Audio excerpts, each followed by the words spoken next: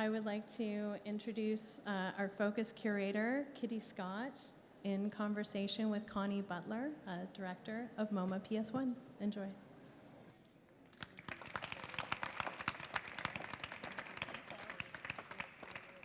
Thank you, Mia, and thank you everyone for coming out today. It's great to see so many familiar faces, people I know and people I love, and it's great to have you all part of this big enterprise we call Contemporary Art in Canada. And I know we also have relations throughout the world, and we're attached globally throughout the world. So thank you for coming today. Thank you. It's so impressive that you're all here, I think. So it's wonderful. Thanks for coming, and thank you, Kitty, for the invitation to be here. Thank you that you accepted. So, thinking a little bit about Connie, she's just made a big transition.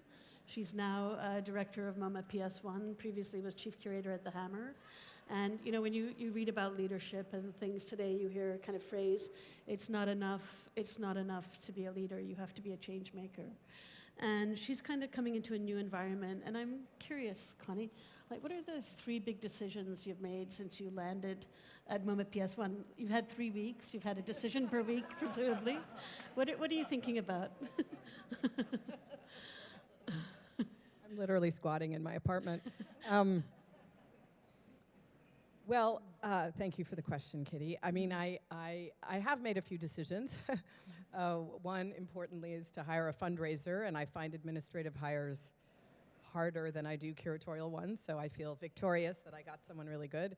The first thing that did happen was I was on the West Coast. I've hardly been in New York, actually, and I was on the West Coast, and I got a call that because of climate change and bad infrastructure in the neighborhood in Queens, the entire basement of the museum had flooded. So that was my first moment of oh, this is what directors do, is field impossible calls that they can't actually address from afar. So I guess there are 2 things I would say that are decisions, but more maybe iterative or will sort of unfold over time, that I am quite happy about or interested in. And one was that after many months of everyone assuring me that now that I was going to be a director, I wasn't going to be able to curate, and did I mind giving it up, and on and on. The first thing that happened is I got there, and because the building is so big and our team is quite lean, my chief curator came to me and she said, "Do you have any ideas for next fall?" And I was like, oh my God. So I do. I have a backlog of projects that I carry around, and really thinking about what does New York need right at this moment? What can PS1 do within the New York ecosystem that would be impactful and a first gesture? So someone told me recently, a past director of MoMA PS1, that sometime in the 70s or 80s, Alana Heiss, the very well-known founding director of PS1, at some point when they had no money and she didn't know what to do, she turned to her staff and she said, "Let's fill the building with dance." And I love that prompt. And when I heard it, I thought, we're going to do that. We're gonna make a kind of palette cleanser, spatial cleanser intervention in a way. And so I've invited, and you're hearing it here first, the people at MoMA don't even know. My staff doesn't even really know. But I've invited Ralph Lemon, the American choreographer, who also makes drawings and video and installation and is just a polymath in the most wonderful sense. I've invited him to come and make a project that will survey his work, but also he's a great collaborator with wonderful other artists like Okwi Akpashvili and Kevin Beasley and others, but also to reach out to our community, the Queens community, and maybe other movement-based projects and artists to also come into our space. So he's that kind of thinker, a really generative and generous person and thinker. And so that was a decision. And a big one, because I do think that the reception that I've received has been incredibly warm and wonderful, but a little bit overwhelming. There's something that people are projecting onto me and the place about how beloved this institution is, what it once was, what it could be again, what New York and the broader ecosystem the contemporary art world needs. So that's kind of been my guiding question thus far in my first 3 weeks. The other thing I would say that is not so much a decision, but something that I am committed to coming in is really after much soul searching over the last few years, as many of us have done, about how to run these institutions, really thinking about what does leadership mean, and thinking that the time for the kind of solitary, visionary decider as a leader is gone, is over, in my view. And that what we need is something that is more collective, more inclusive, not only of our communities, but even just of our staffs and the leadership that is within our institutions. So I'm bound and determined to move forward in that way, and what shape that takes, I don't know, but that is a decision I've made. Thank you. Thank you. I'm also a little curious, sort of to expand on that question a little more deeply, to go into what it's like to be Connie Butler, Chief Curator at the Hammer, to Connie Butler, Director at PS1. What is the texture or temperature of your days? How is it different? I know it's early days, but... It is early days. I long for like a complete day there. But I guess one of the things I already very clearly feel is that while a lot of institutions claim to be artist-centric, and the institution I came from, the Hammer Museum, very much is that, with a lively artist community around it. But so many institutions claim that, but PS1 is truly a place that lives and breathes through artists. And you feel it in the building, you feel it through the history and the current residents, artists in residence there, through programs like the Studio Museum in Harlem, which is currently in residence, or something called Homeroom, where we've invited local groups from the Queens community to come in and sort of take up residence in the building. But there's a wonderful spirit of the presence of making and the presence of artists, and it truly guides the place. And that's something that I do feel on a day-to-day basis, and something that makes it a little less, I don't know what, rigid, a little less corporate than other places might be, and a little more open and nimble and responsive to experimentation and the desires of artists. So I'm very excited about that. Could you give us a little example of that? Like, what would be a taste of that kind of artist, open to artists, with artists on a daily basis? Maybe there's a story. Maybe somebody walked in the door you didn't expect. Should I come back to it? Yeah, what do you Okay. think? Okay, I'll come back to that one. Yeah. So over the course of your career, you've made a great many exhibitions, and of course, I've seen some of them. WAC, of course, a fantastic show that you did, looking at the history of feminist art. You see lots of shows, you read lots. You're somebody who I know really enjoys reading, critical histories and such. I'm curious, when it comes to large-scale exhibitions, and I'm thinking about exhibitions that maybe you see at Tate Modern or LA MoCA, something like this. Can you tell me what you think makes for a good exhibition? What is a good or a strong exhibition? Let's not use the word good, let's use strong. Yeah, I love this question because I think about it all the time, as I know you do. I mean, that's what we do.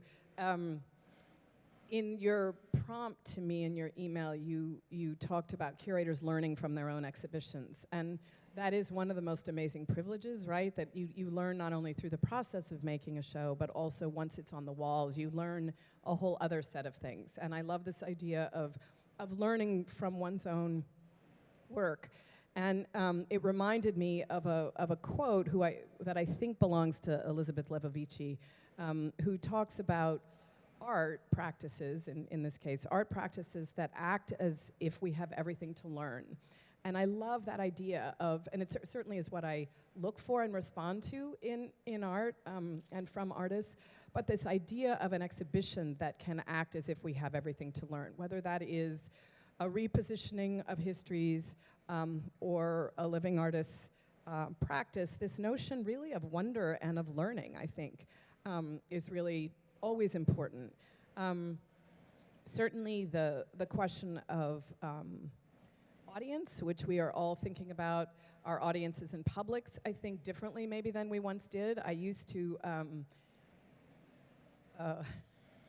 I used to say, now I don't say it, but I still believe it a bit, that the people I make exhibitions for are my colleagues and the artists that I'm in dialogue with, first and foremost.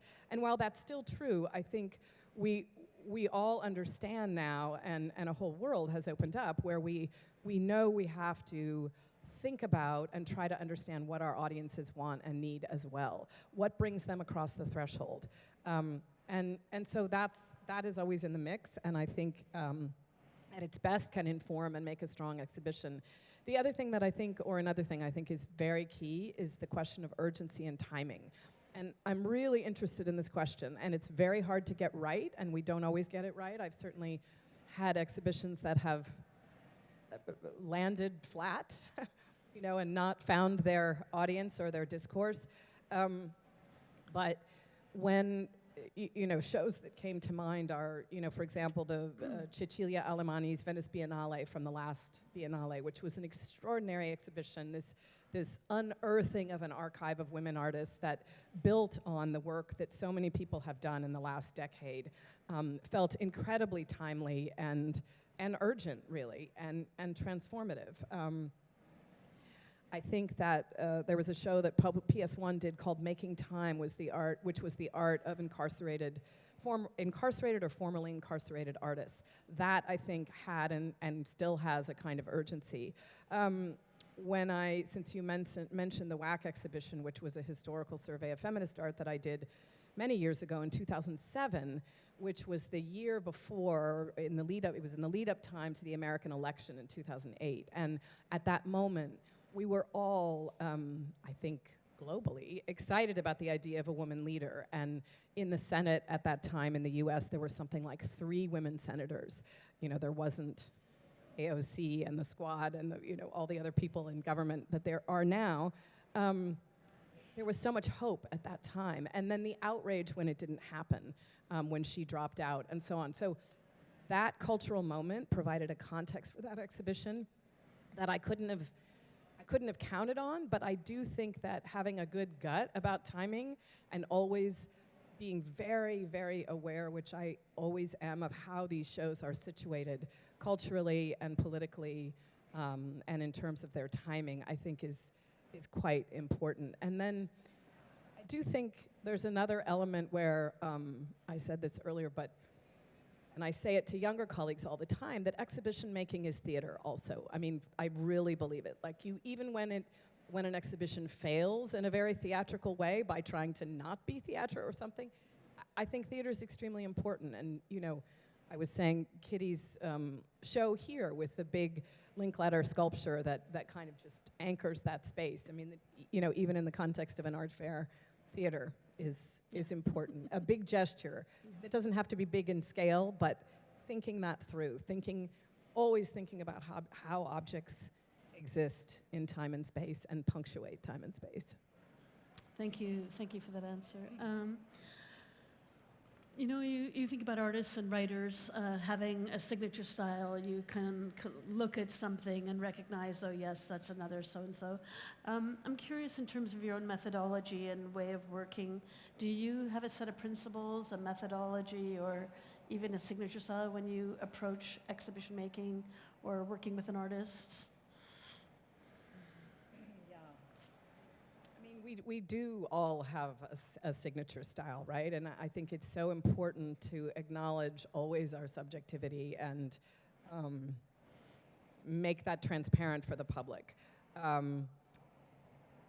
When the WAC show, just again to think of that example, when that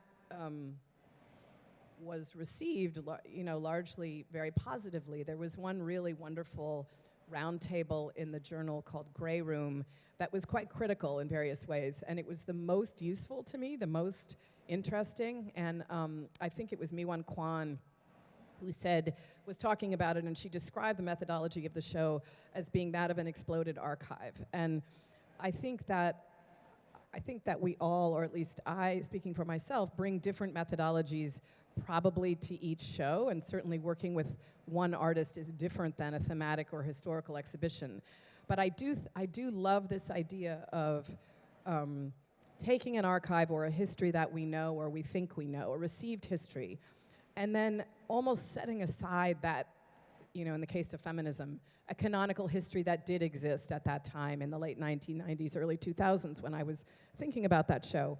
Setting it aside and then really opening it up to create a very large field of research. And then you move from that field, from sort of a large field in. Rather than starting from something very specific and moving out, you move from out in. And that way, there's really the possibility, I think, of reinventing history and revising it and reimagining it. And I'm working on an exhibition now about the history of and current state of practice of Black artists making abstraction. And that's another case where there is a history which Darby English has actually written about beautifully, beginning in 1970, of a history of these exhibitions, racially integrated, and exhibitions of Black artists in the US.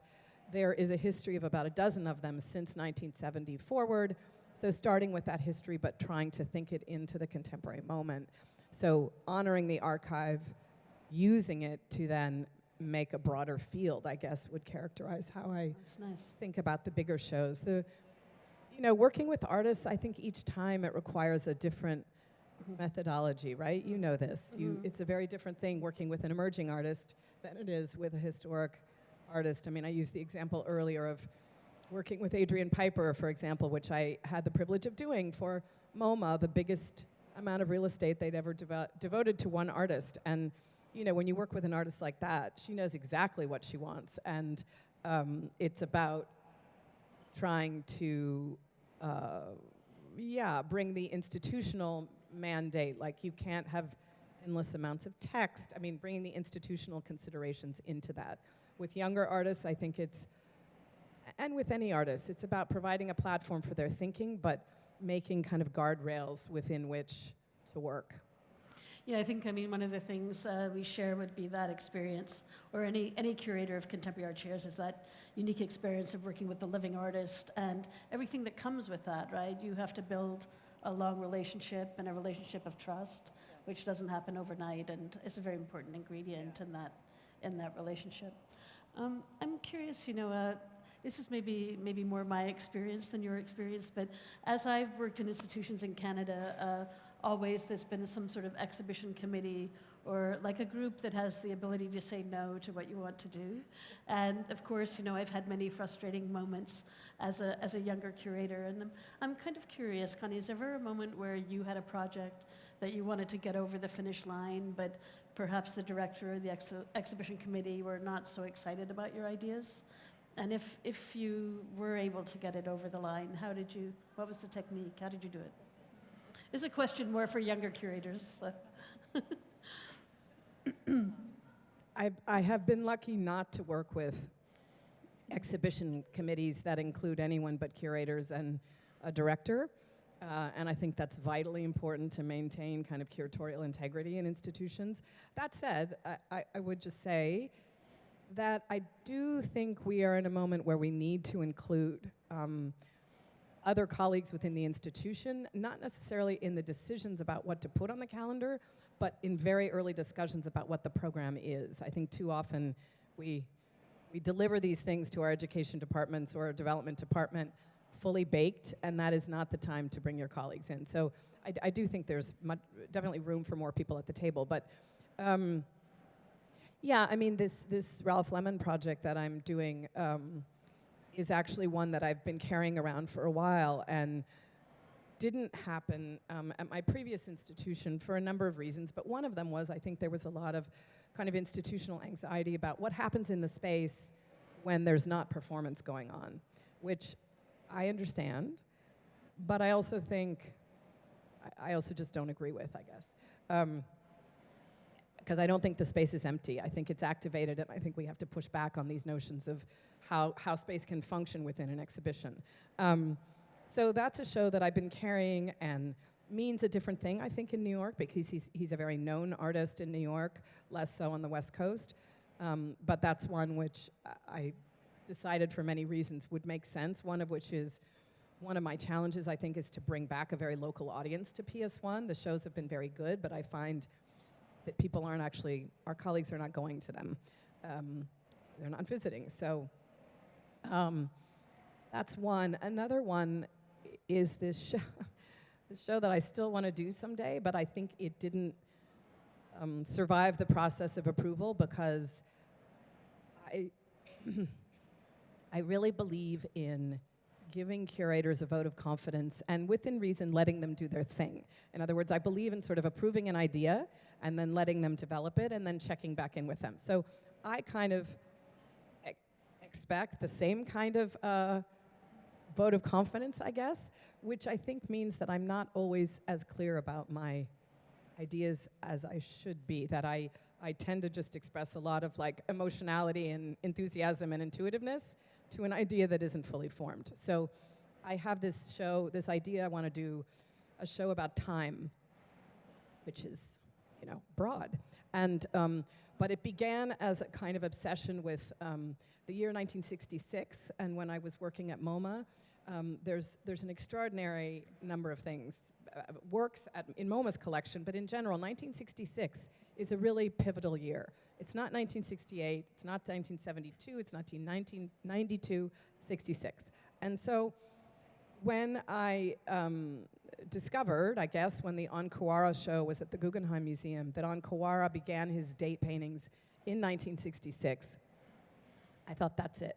That's this beginning of this for my show, but you know, that's the prompt. An artist who is thinking and really enacting time in his painting practice.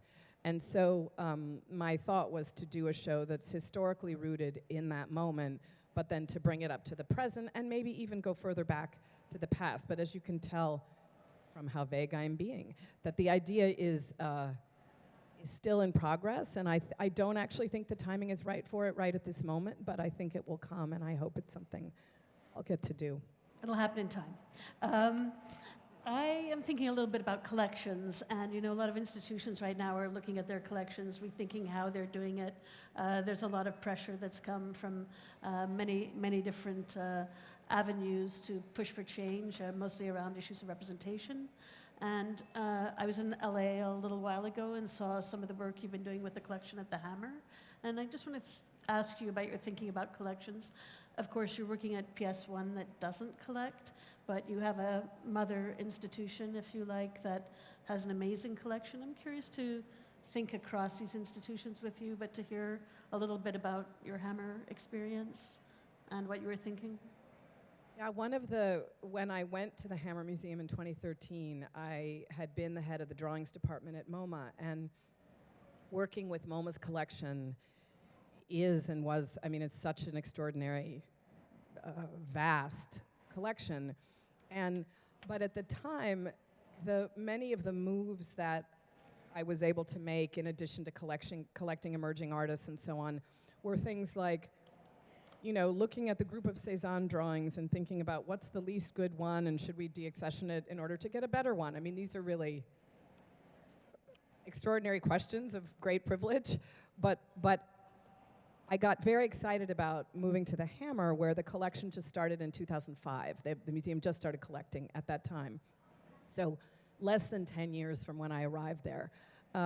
And so it was all new. So instead of working with deep history and a collection that knows what it is and what it wants to be and all these things, coming into only newness, only a lack of narrative, only a wide open field. It had something like 3,000 objects at the time.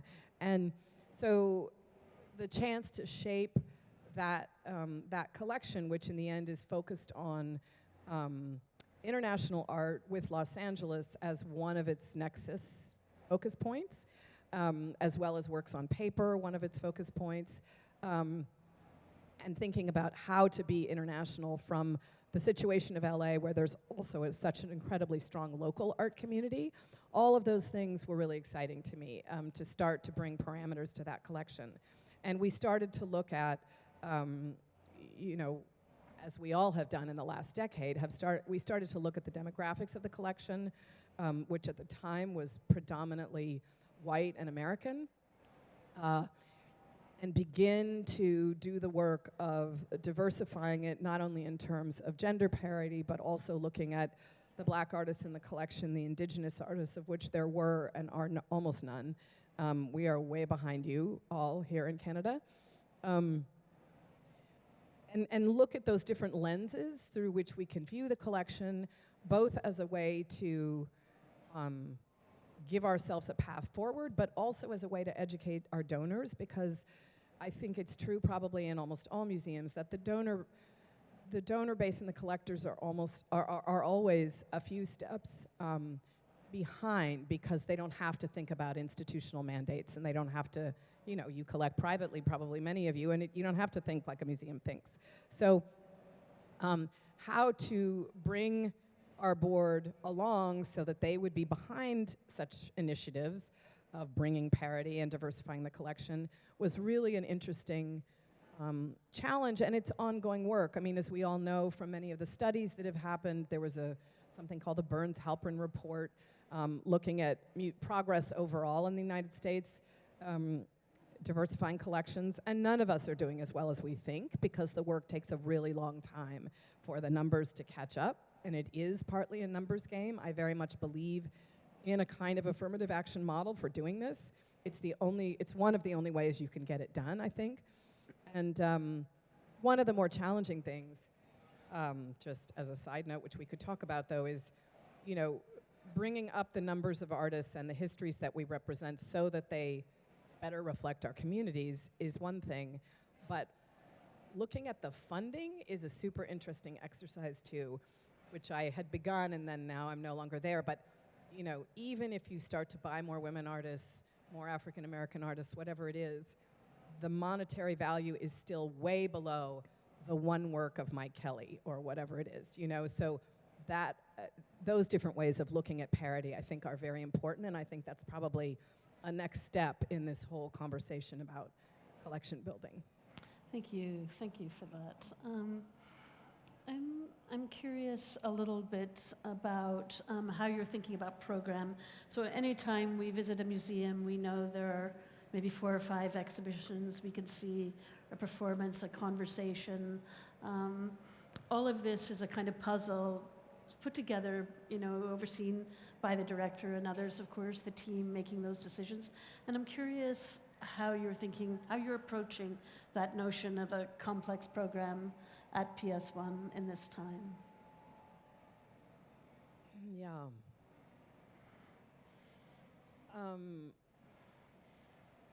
Well, I think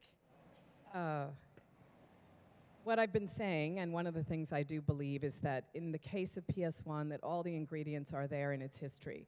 That, and I'm a big one for sort of looking back in order to look at the present. For example, the history of global exhibitions that were made at PS1 beginning in the late 1980s, for example, when Alana Heist curated a major exhibition of Arte Povera, which at the time was the first US survey of that very important moment in post-war Italian art, or Okwi and Wezor's survey of African art, which was the first major exhibition to look at that continent in the United States in the 1990s. Those shows were transformative, and how we can draw, while at the moment we are not doing nation-based exhibitions so much, although they are creeping back in some interesting way that we could talk about, but in general, I think we feel like we have maybe moved beyond that particular model, but thinking about what does a global program look like in this moment. And PS1's program has been very global, but thinking about how to better contextualize those global artists is one thing I'm very interested in. It's also the case at PS1, but I think in a lot of museums that we've lost our, what do I want to say? We've become fearful about, or there's a kind of move towards the very emerging or the very old. And the artists who are in the middle, mid-career artists, who are kind of my generation of artists, nobody does focus surveys of a mid-career artist. And I'm not quite sure why that is. In PS1's case, I think that historically there's been a little bit of tension around artists wanting to show there versus wanting to show at the mothership on 53rd Street, that they would prefer to show at MoMA. But in some cases, like the current exhibition that we have or this one. We have currently a survey that just opened of Rick Teravanit, which is a fantastic show that absolutely should only be at PS1 because of its architecture, because of how he thinks actually in a very spatial way. It lays out beautifully in our space. It's focused. We're making all of the activations, the pad thai and the Turkish coffee and the ping pong and all these things. We are activating in space anytime you come and visit. And it's the perfect show for PS1. So I'm hoping that this is the beginning of a perhaps enticing and making artists think differently about being in the spaces of MoMA PS1. You've been in this profession a long time, and I think you've seen lots of change. And I'm curious, thinking about actual curatorial work, do you think that work and the way it happens has changed in institutions over the last 20 years? We ended our last session with this question, and I said I didn't want to go dark because I feel a little dark about the profession at the moment. It definitely has changed. I mean, one of the ways it's changed, I think, is in the way we understand what curatorial research is, and I feel like I'm frequently trying to mentor my younger colleagues to understand that you can't. Having a Zoom meeting with an artist is a really different thing than actually traveling to where they are and sitting with them in their studio in, I don't know where, anywhere, and going to the coffee on the corner and spending time in their neighborhood, understanding the context from which the work emerges. But because of social media, I think has been a bit lost or diluted somehow in the minds of perhaps, younger colleagues. I think. So I think that's one thing, social media, and also the focus on, one's, identity and fashion and all these other things that I just think are gigantic distractions from what we're actually doing. I'm not anti-social media, but it is a black hole of toxicity. So,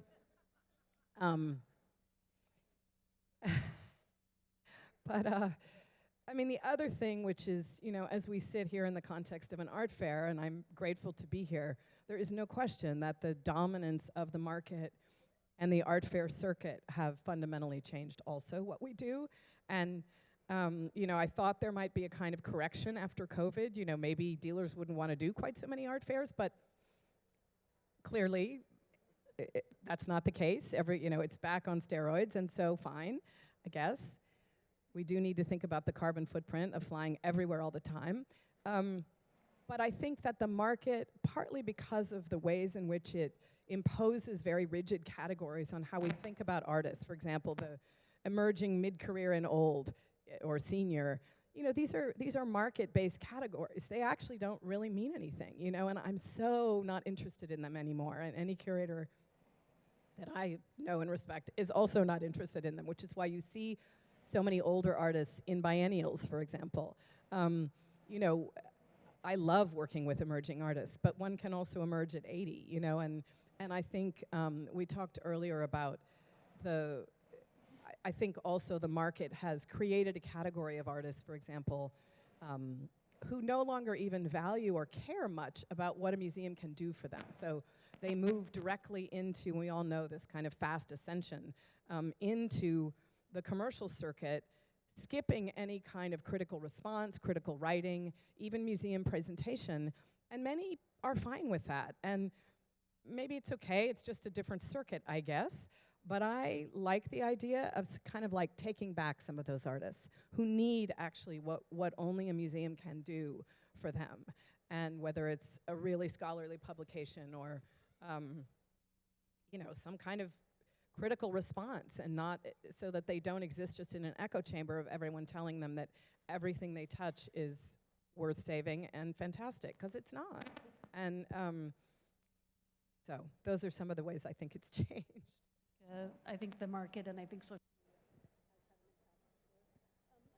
End on one question, and it's really a question about context and where you work from. You're coming from LA, now in New York. You've been in New York before. I'm curious to hear a little bit about just... Your mic went off for a second. Okay. Can you hear me? Okay. I'm curious to hear a little bit about the LA context versus the New York context, what it's like to be thinking from New York now as opposed to LA, and maybe just a few of the shifts that go on as you move from one place to another. I mean, I really believe the work that we do, Put it up to your... I really believe that the work that we do is located in the institutions that we work for. It comes from those places and grows outward. So I'm curious to hear about this shift from LA to New York and how it's going to affect you a little. Or to talk maybe about those ecologies in each place a little. Yeah. And then we'll end, yeah. I think one of the things I bring to New York is the position of being an outsider, and I've always felt like that, or been interested in turning that into a strength somehow. And I think it's the place from which I do my best work is when I'm kind of pushing a bit against something, whether it's an institution or a whole context, perhaps. I am from the West Coast, from California, from Los Angeles. So, and didn't honestly think I would live in New York again. But it's very interesting. Well, before I go there, Los Angeles is, and the Hammer Museum, I have to say, and my director, Ann Philbin, who's now stepping down, has been there for 25 years. But what that museum has done, both when I was there but before, to contribute to the transformation of Los Angeles cannot be underestimated. I mean, she is a force of nature, and one of the things that she started was a biennial for Los Angeles art. So that started in 2013. I arrived right after the first one, and then I was asked to do the second one. And over time, what's been so clear is that Los Angeles is now a deep enough art community that you can make a biennial every 2 years and not only visit an entirely different group of artists, but make a show that looks nothing like the previous one. So the one that just opened and is up now through the end of the year focuses on, well, it didn't have a mandate, but as it turns out, it has, I think, 5 or 6 indigenous artists for the first time in that biennial. It also has a bit of a focus, because of who the curators are, on Latinx artists and Central America, which has also not been true in that biennial, but there's a very big community of Central American artists in LA. So it's just to say that it's an incredibly vibrant scene there now, and I feel like many people are moving from New York to LA at this moment when I seem to have done the opposite. But that's my way. But it's great, and largely because historically it has been a place of practice, not a place where the market has dominated. And I think that what has really contributed to its growth, and still is true, that the artists it's about the artists in the community there. And even though many galleries are opening there, and some of the mega ones are too, it's only just going to make it all bigger. But the artists are what LA is about, in my view. You know, the ecosystem in New York is really different. I mean, of course, it's about the artists, but it's also very much about the market. And you know, the gallery scene there is incredible and very, very strong, but does tend to dominate, I think, and have kind of undue influence on what happens in the institutions. And someone said to me, a dealer friend actually, who I really respect, said, you know, when things aren't right at PS1, nothing is right in the ecosystem, which I was like, oh my God, no pressure. But I think it's true that it's a beloved place, and within the ecosystem of institutions in New York, I think it can do something that nobody else is doing. I mean, I said before that I think probably our closest competition is the New Museum for a variety of reasons. And I think, you know, we can do great things and maybe do them perhaps better in certain cases, I don't know. But they have a terrific program, and my leading question right now is kind of what does New York need? And I must say, though I've lived there twice, not having been there in 10 years, I have a lot to learn. I don't really know yet exactly what's going on. And there's a younger generation of artists that I don't totally know, that I'm very excited to get to know. And they love MoMA PS1. It's an extremely youthful place as far as our constituency goes. But the other thing is, it's, you know, when Alana Heiss founded PS1 in the 70s, it was an outpost. She didn't care about Queens. She wasn't interested in Queens. It was like, it was a home for artists in this old school, and she just did what she wanted. My predecessor, Kate Fowle, did a terrific job of opening up the museum to the Queens community. And I think that's the only way forward. I mean, it's something that we have to do and we want to do, and it's going on at the museum in programmatic ways, also through in a lot of the events that you've probably seen on the screen, which draw huge numbers of young people from all over the borough and all over New York City. So that's something that I think we can do, and do in a way that's different than some of the museums in Manhattan. And I also think, for all kinds of reasons, I think we're entering an incredibly conservative time institutionally, certainly in terms of the market. That's been true. So I hope that at PS1 we can, I don't know, make a different path. Thank you. Thank you so much. On that note, on the note of the different path, we're going to end. And I want to say thank you to Connie. Unfortunately, there are no questions due to the heavy programming in this room. So I just want to thank you again, all for coming out. I want to thank Connie. Thank you, everyone. Thank you very much. Thank you, Kitty.